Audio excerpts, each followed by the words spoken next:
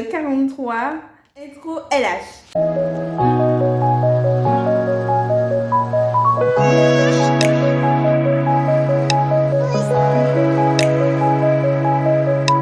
Coucou mes lumières, bienvenue dans cette nouvelle vidéo. J'espère que vous allez bien. C'est une vidéo super importante pour moi parce que ça parle de pilosité et féminité, qui sont deux thèmes qui peuvent paraître super distincts, mais qui sont en fait très connectés. Aujourd'hui, je vais me couper les cheveux avec vous. Désolée maman si tu regardes cette vidéo. Ma mère elle va être en mode... Je vais pas le faire toute seule, je suis accompagnée de deux de mes meilleurs potes qui sont Léa et Mélissa. Pause. Vous avez devant vous 3 clowns qui vont gérer la situation, alors que pas du tout. Mais vas-y, LH, balance le jingle.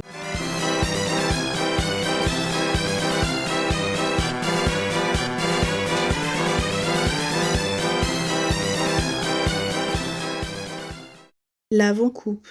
Quelle est votre expérience en tant que coiffeuse? J'ai un bac plus 5 en découpage de papier. Personnellement, j'adore découper du papier. En maternelle, j'ai fait beaucoup de découpage. Ça a été un moment essentiel qu'on peut mettre sur notre CV. Puis quoi, les cheveux? Qu'est-ce que c'est différent? Dans quoi c'est différent Que du papier, non, pas du tout. En fait, l'épaisseur en fait, du cheveu, c'est pas... Pareil. Voilà. Sur une échelle de 1 à 10, à quel point êtes-vous confiante pour cette coupe? 50. 50... Moins 50. Moi, non, j'aurais dit raisonnablement un 8. Quelles sont vos craintes face à cette coiffure?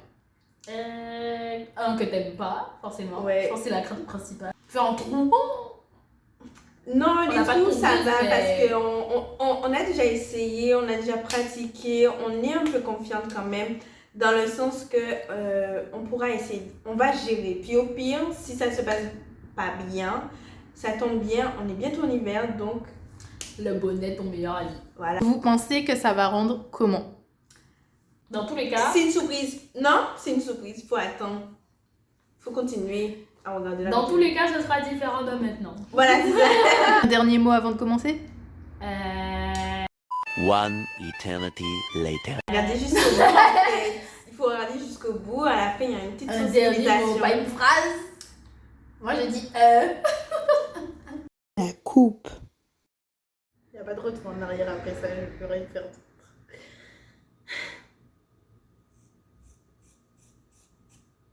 J'ai trop peur. Le début. Moi, j'attends que ça. Oh mon dieu. Alors, je suis trop stressée, émotive, franchement.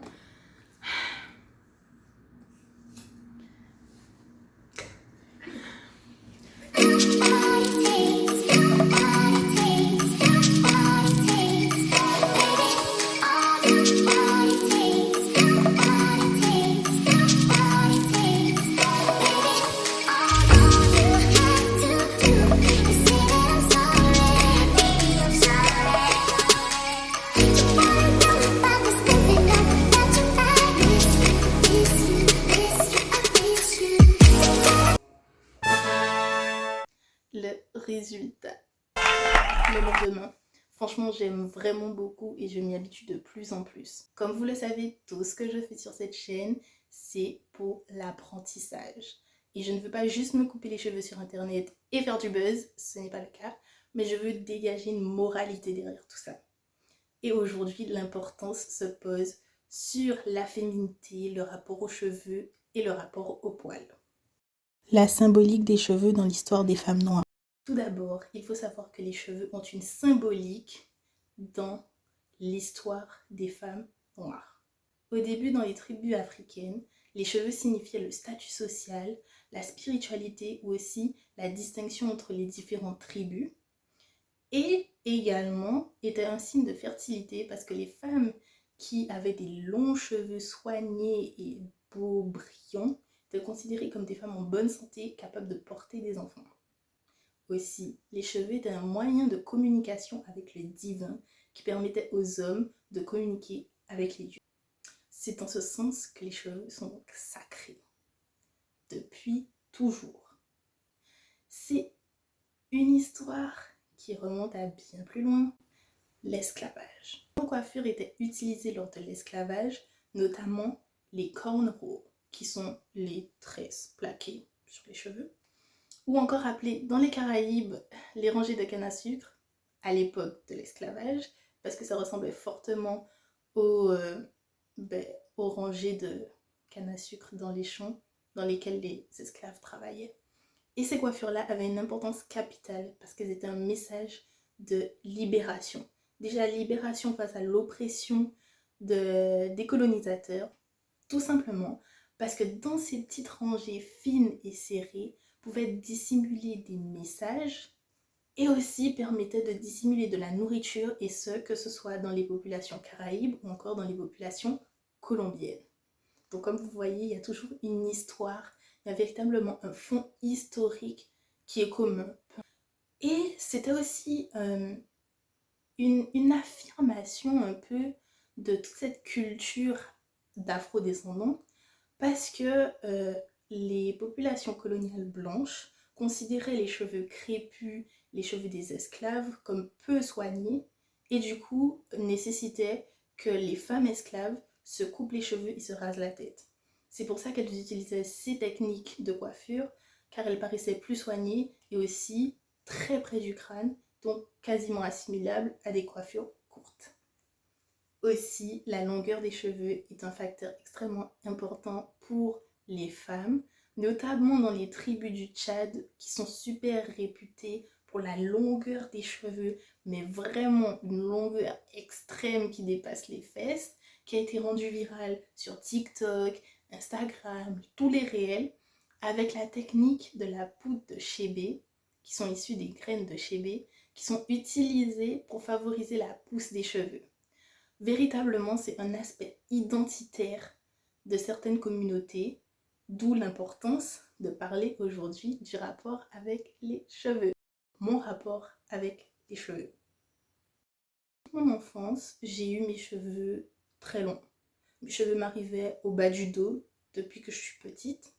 Puis au collège, j'ai un peu changé de type de cheveux. Mes cheveux sont devenus un peu plus volumineux et frisés. Avant, ils étaient ondulés, un peu lisses. J'ai été en première année d'université, il me semble. J'ai commencé à couper mes cheveux. Donc, mes cheveux m'arrivaient au milieu du dos, je pense, vu que maintenant j'ai plus de boucles. Donc, ça remontait à cause du shrinkage.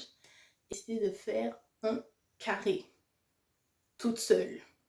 Pour la première fois, genre la technique des 2 élastiques, et puis je suis là en mode avec des ciseaux pas du tout adaptés. Ça n'a jamais changé puisque je me suis coupé 2 autres fois les cheveux après ça, et ça a donné très très bien.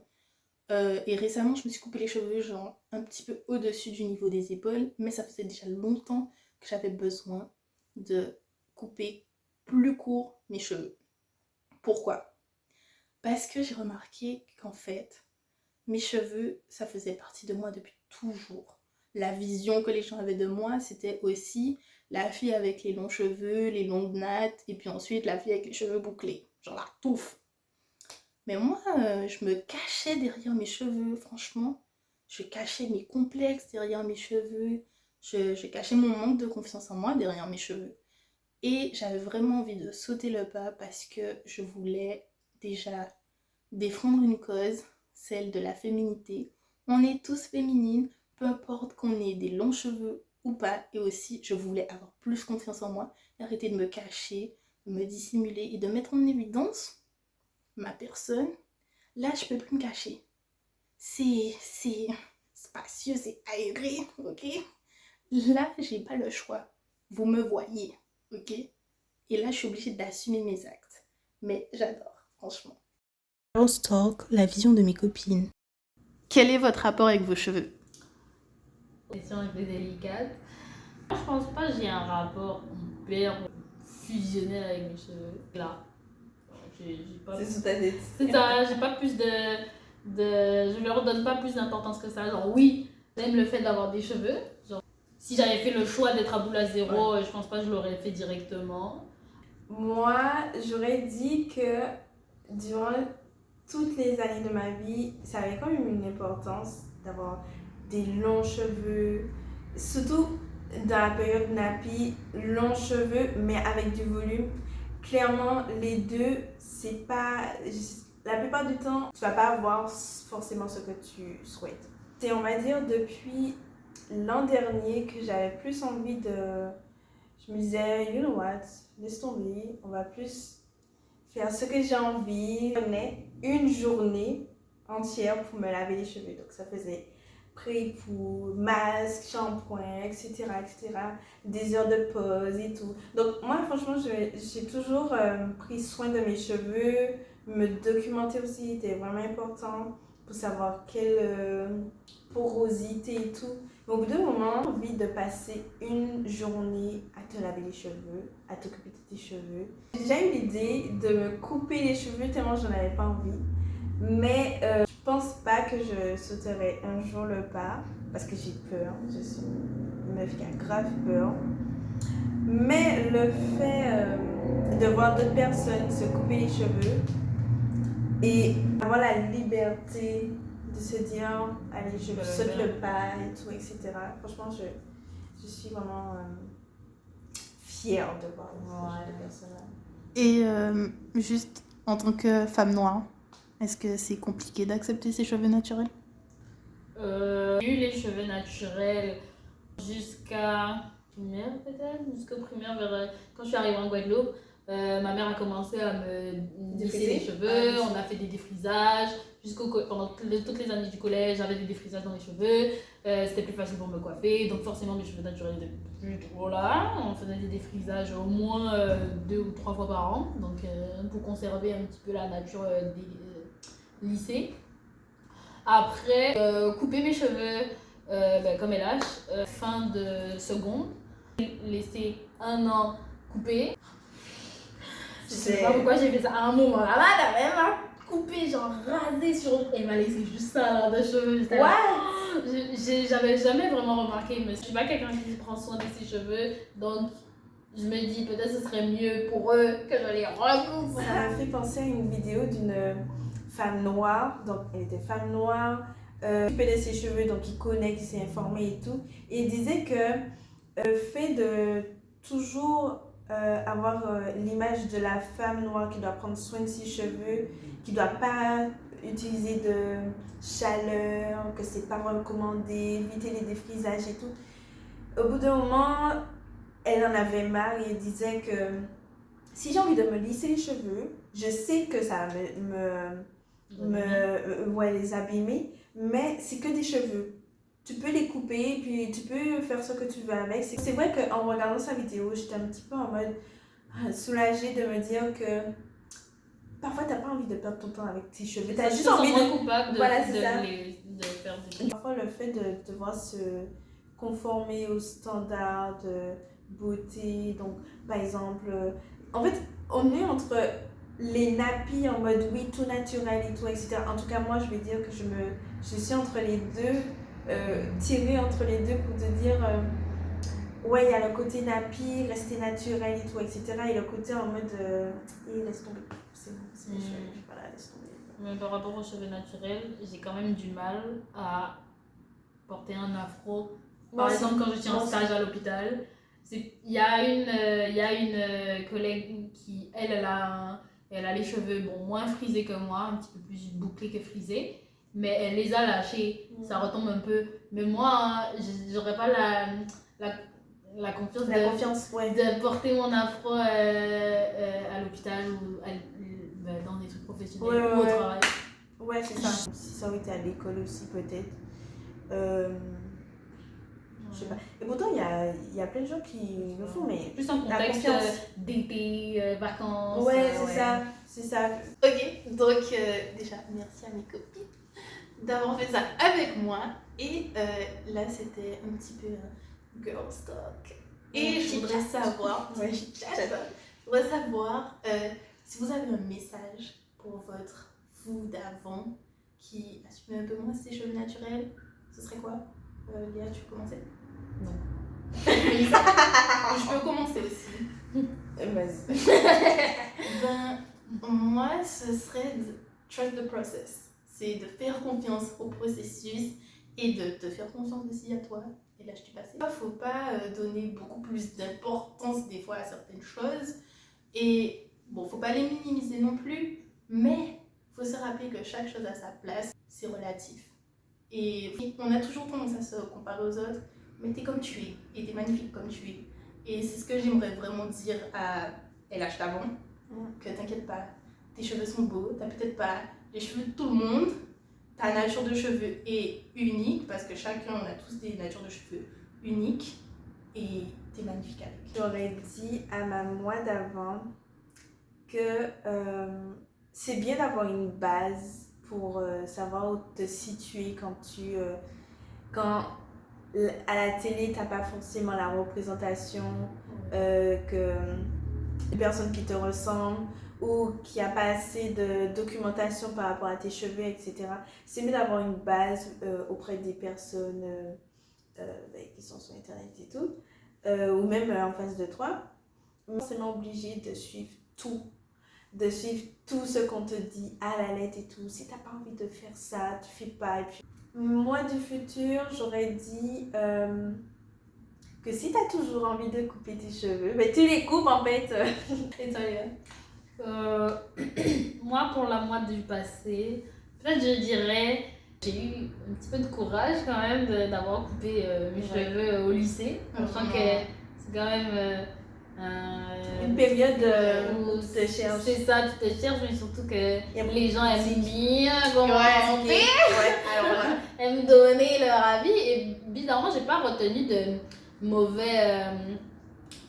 Ouais, genre, les seuls mauvais avis que je garde, c'est plus moi maintenant en train de me dire waouh, je suis sortie comme ça, ou alors cette personne m'a vu de ça avec une tête Mais après, on est pareille, toujours, non. franchement, on est toujours notre pire critique. Ouais. Mais peut-être juste dire un truc à moi d'avant. Écoute, documente-toi un petit peu. Si t'as envie de tester quelque chose, aujourd'hui j'ai testé une coiffure, c'était pas du tout ça à la base. Je pense que c'est important d'expérimenter. C'est super difficile pour tous nos types de cheveux de trouver des produits Franchement. adaptés. Et ça, Ils sont chers. Ouais, cher. Tu testes et des fois tu vois des hair routines et tout sur YouTube et tu essayes et ça Et ça fonctionne fonctionne pas. Moi je cherche, Mais mais tester. non, c'est ça, Oui. teste des trucs, coupe si t'as envie de couper. De la pilosité et la féminité. Donc la pilosité qui est le fait d'avoir des poils et la féminité qui est associée à toutes les caractéristiques qui sont considérées féminines, donc relatives aux femmes. Je voulais vraiment, mais vraiment, dénoncer l'hypocrisie de la société vis-à-vis de la pilosité des femmes. Comment vous expliquer que les cheveux sont autant féminisés alors que les autres poils beaucoup plus courts sur le reste du corps sont complètement masculinisés? Une femme n'a pas le droit d'avoir des poils sous les aisselles, mais par contre, il faut qu'elle ait des super longs cheveux. Les cheveux, les gars, je vous dis, ce sont des poils. Donc ok, j'en ai de longs sur ma tête, mais ce sont des poils en fait. Donc arrêtez toute cette hypocrisie autour de ce débat. Une femme est féminine aussi, également, et restera féminine avec ses cheveux courts. Je suis pas obligée de les avoir jusqu'à mes fesses pour les assumer. Même si j'en ai peu maintenant, je les adore et je les assume. Donc libérez-vous les filles. Je dis pas ça pour que vous vous coupiez les cheveux, mais il faut se libérer de toute cette hypocrisie, il faut se détacher de tout ce que la société nous impose en tant que femme. Oui, une femme doit avoir de longs cheveux, oui, une femme ne doit pas avoir de poils. Ben mince alors, on n'est pas né un berbe en fait. On a tous des poils, c'est comme ça, et point final. C'est comme ça, et il y a quoi même? Il y a quoi derrière ça? Il n'y a rien. Donc il faut cesser. Et moi, c'était vraiment me libérer de toute cette charge émotionnelle qu'on met sur le fait que les femmes doivent avoir de beaux cheveux et pas de poils, que j'ai décidé de tout couper. Je coupe parce que maintenant, j'ai pas de cheveux. mais j'ai des poils toujours partout sur moi. Donc vous allez accepter, et je suis quand même une fille, et je resterai une fille, ok? Voilà. Et je voulais aussi dire que jusqu'à maintenant, les cheveux sont utilisés comme un moyen de libération, notamment avec les nouveaux mouvements qu'on a pu voir cette année. Et ça, franchement, c'est une cause qui me tient tellement à cœur.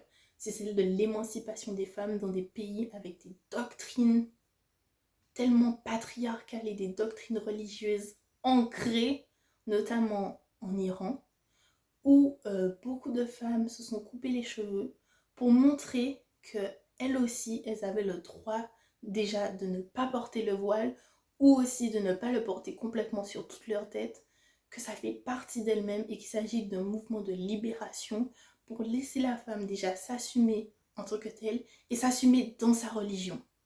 Il n'y a pas à être, et surtout il n'y a pas à laisser les hommes nous dicter comment être. Et ce que ce soit dans nos pratiques religieuses, dans notre foi et aussi dans notre vie de tous les jours. Donc elles ont coupé leurs cheveux vraiment pour dénoncer tout cet abus, toute cette violence, parce qu'il ne faut pas oublier que des femmes sont mortes en manifestant, mortes sous les coups d'hommes, mortes sous les coups de la police et mortes sous les coups tout simplement d'une ignorance et d'une fermeture d'esprit immense. Et moi, c'est pas ce que je veux sur cette chaîne. Je veux vraiment que tout le monde s'émancipe et que tout le monde puisse être comme il a envie d'être. Donc franchement, peut-être qu'au début vous avez dit « Waouh, elle s'est coupé les cheveux, elle fait une vidéo YouTube. » Ouh. Non. Elle s'est coupé les cheveux parce qu'elle assume d'être une femme libre. Elle s'est coupé les cheveux parce qu'elle assume d'être une femme libre. Voilà. Bisous mes lumières et à bientôt. Et voilà, c'est parti, c'est parti.